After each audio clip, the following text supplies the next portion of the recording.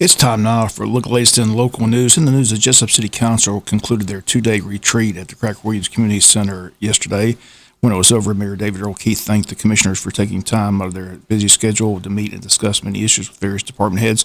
Mayor and council felt it was a productive retreat, and they preferred the location rather than being out of town. Several said they preferred sleeping in their own bed. On Tuesday, the council heard from both the heads of the Jesup Police Department and the Jesup Fire Department. Fire Chief Josh Huffman and the council were discussing possibly closing Station 2 and moving everything under one roof to Station 1 and using the MLK building, which the city owns but has been vacant for many years since Concerted Services moved out of that building. Commissioner Shirley Armstrong was against closing Station 2. Ray House also didn't think it would be a good idea. Once again, Tuesday's just discussions with the fire chief on the future of the department. Discussions also centered around fixing Station 2 or simply moving out. Council says they need to look at it and figure something out. Chief Hutchman felt moving everyone to Station 1 would be a good idea for the department. He says they could use the MLK building for storage in a big classroom. Both Captains Perry Morgan and Alex Reddish on hand for the Jesup Police Department addressing the council.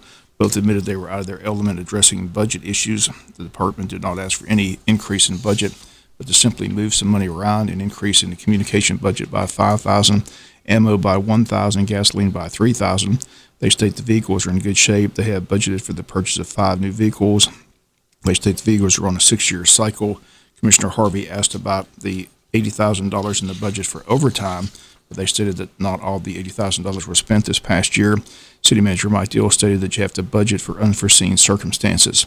Interesting conversation took place towards the end of the retreat on Tuesday as Building Inspector Don Heron and City Attorney Michael Connor on hand addressing the issue of dilapidated housing in the city of Jesup, which they all agree has been an ongoing problem for the past 25 years. The issue, they state, is that it's both expensive and time-consuming. Case in point, the house on Littlefield Street, which cost a lot of money and took almost 8 years to deal with and still not resolved fully. Several commissioners stated the city simply has to begin somewhere. Their attorney walked them through several items that might help. Don Heron told the commissioners the city of Jesup not alone with this issue. He said, but it's something the council wants to try to take on and begin trying to condemn and eventually do away with these unoccupied buildings that are just sitting in neighborhoods as eyesores in troubled areas. Once again, the city spent the past 2 days talking with various department heads and discussing many issues. They will meet next Tuesday for the regular city meeting. WIFO-FM did have a chance to ask City Manager Mike Deal at the end of the retreat for an update on where the city is on selecting the next police chief for the city of Jesup. Deal says discussions have taken place and that he's looking to move forward with a decision and announcement soon. 2 men currently serving as chief, both Captains Alex Reddish and Perry Morgan, sharing those duties at this time. Deal says eventually a new police chief will have to be named, and we'll continue to follow the story as it develops.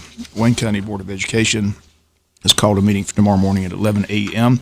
as tomorrow is the first official day of Dr. Sean Kelly being the new school superintendent. On the agenda is the financial management report. The February 2021 financial report will be presented for approval. Also, Dr. Kelly and the board will discuss the capital outlay update. Also, there's an executive session to discuss personnel. All that taking place tomorrow morning at 11 a.m. at the Tech Center. And the county commissioner's agenda is out for Monday, April the 5th at 7 p.m. They're going to meet at the Wayne County Law Enforcement Building, Courtroom C. On the agenda under citizen concerns, Pastor Dale Moore regarding unity among the commissioners.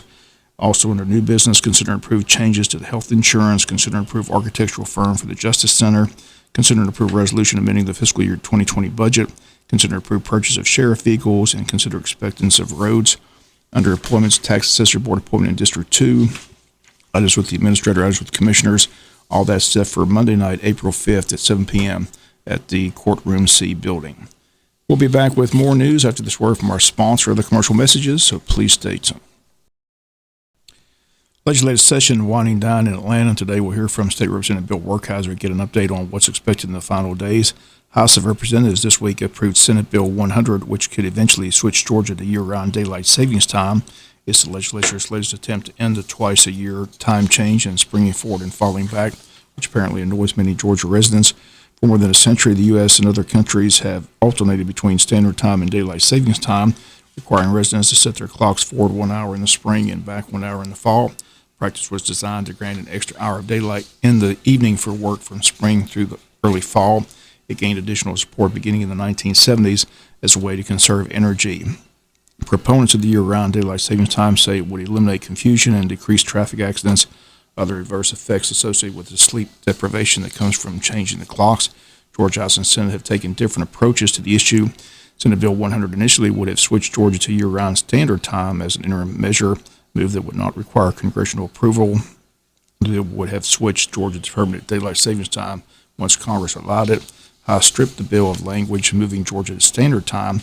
Now it will authorize permanent daylight savings time once Congress allows it.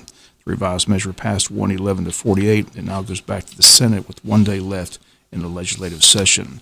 Today at Wayne Memorial Hospital, they're having that drive-through COVID vaccine hosted by the Wayne County Health Department, taking place at Wayne Memorial Hospital physical therapy parking lot. Again, appointments are required. The time today between 8 and 11:30 and at 1 to 3:30 p.m. Again, that's taking place today at the Wayne Memorial Hospital parking lot. And tomorrow begins the Downtown Development Authority Shop, Hop, and Egg Hunt. It's underway tomorrow. 20 golden eggs will be hidden in downtown businesses. Eggs will be redeemable for a $50 gift certificate to the business where it was found. Again, that's taking place tomorrow, sponsored by the Downtown Development Authority. We'll be back with some final news notes after this word from our sponsor, the commercial messages, so please stay tuned. Final notes of news, the Altamar River Run has been set for April the 17th, a canoe and kayak excursion on the Altamar River. Again, this year's paddle begins at 8:30 a.m. that morning at Upper County Landing. Paddlers will have the choice of 2 takeout points.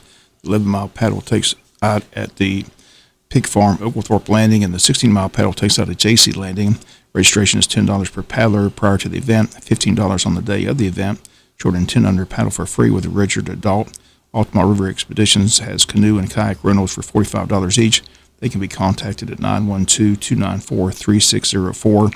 Shuttles will be available from the takeout points, with the shuttle leaving JC Landing at 8 a.m. and Oglethorpe Landing at 8:15 a.m. Registration forms available at the Jesup Train Depot or online at the Tourism Board website, waynetourism.com. Online registrations available at imathlete.com, which can be accessed through the tourism website as well. And they ask you to bring your hats, sunscreen, and snack lunch. Enjoy the spring beauty of the river with the Altamar River Run and set for Saturday, April the 17th. Next community blood drive taking place on Monday, April 19th from 2 to 7 p.m. at the Jesup Community Calvary Baptist Church Gymnasium located at 415 East Cherry Street. The time, again, 2 to 7 that Monday, April 19th. And the Red Cross asks you please give the gift of life a pint of blood. Rainier Advanced Materials presenting the State of Education announcement of the page Star Student, Star Teacher of the Year, sponsored by Georgia Power and Marshland Credit Union, Chamber of Commerce Quarterly Membership Luncheon. The date, Tuesday, April 20th. Again, it will take place at the Pine Forest Country Club. The time from 11:30 to 1 p.m. Buffet line opens at 11:30. The program begins at 12 noon. Guest speakers on the program will be Sherry Bowen, Principal and Director of Solid Rock Christian Academy, School Superintendent Dr. Sean Kelly, and Dr. Lonnie Roberts, President of Coastal Pines Technical College. Early bird special, $25 rate. Now up until Wednesday, April 14th from 12 noon. $35 for non-members and members and walk-ins.